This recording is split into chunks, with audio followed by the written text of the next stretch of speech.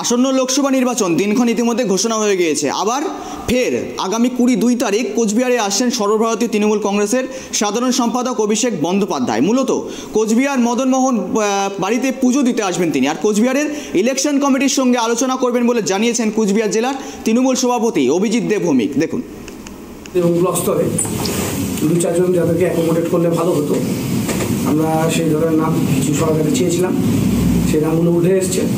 তাদেরকে আমরা কখনো অঞ্চল স্তরে যারা আছে অঞ্চলে, কাউকে ব্লক স্তরে আমরা অ্যাকোমোডেট করেছি।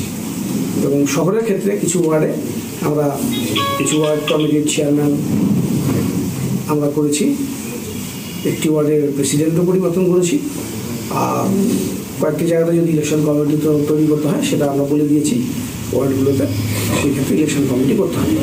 যারা নতুন কাউন্সিলর 3 জন যোগদান করলেন তাদেরকে তাদের ওয়ার্ডের আমরা ওয়ার্ড কমিটির চেয়ারম্যান করেছি। এভাবে আমরা কাজ করছি। দাদা, অঞ্চল ব্লকে যে নতুন নাম, অ্যাক্টিভ নেতাদের নাম যুক্ত করা হলো, মানে সেই ওয়ার্ডগুলোতে কি কোনো দুর্বলতা ছিল সাংগঠনিকভাবে?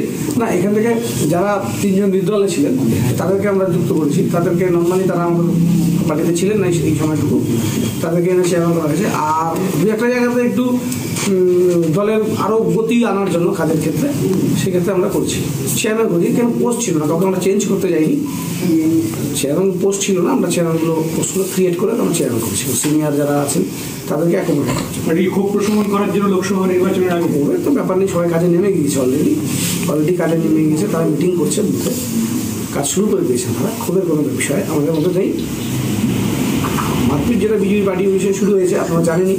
আমাদের দুঃখ হয় যে যাদের সাথে কাঁধে কাঁধ মিলিয়ে সিপিএম তারা লড়াই করেছিলাম, সেই পুরনো বিজেপিরা আজকে বিজেপি পার্টি অফিসে মার খাচ্ছে, এটা কষ্ট হচ্ছে। তাদের কাছে আমরা আবার আপনাদের মাধ্যমে বিবেক ভোটের দাবি করছি, আশা করছি বিবেক ভোট দিন। আমরা এতটুকু বলতে পারি, যাদেরকে নিয়ে সিপিএমের বিরুদ্ধে লড়াই হয়েছিল বাংলা থেকে এই সাপ মোচনের জন্য, সেই লড়াইয়ে যারা ছিলেন তাদের কখনো অসম্মান হবে না, আমরা এই অসম্মান হতে দেবো না। বাংলায় কোথাও কি হবে সেটা একজন নেতৃত্ব বলবে। আমি কুচবিহারের কথা বলছি, কুচবিহারে আমরা জয়ী হব এবং জয়ী হওয়ার পর কোনো বিজেপি কর্মীকে আমাদের দলের কোনো সহকর্মী কটূক্তি করবে না, এটুকু আমরা নিশ্চিতভাবে বলতে পারি।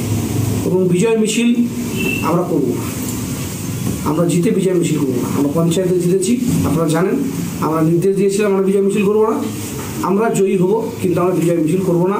বিজয় মিছিলের নামে কোথাও কোনো রকম ফটকা ফাটানো, বাজি ফাটানো এসব নিশ্চিন্তে সকলে মিলে আপনারা যে তাণ্ডব শুরু হয়েছে গত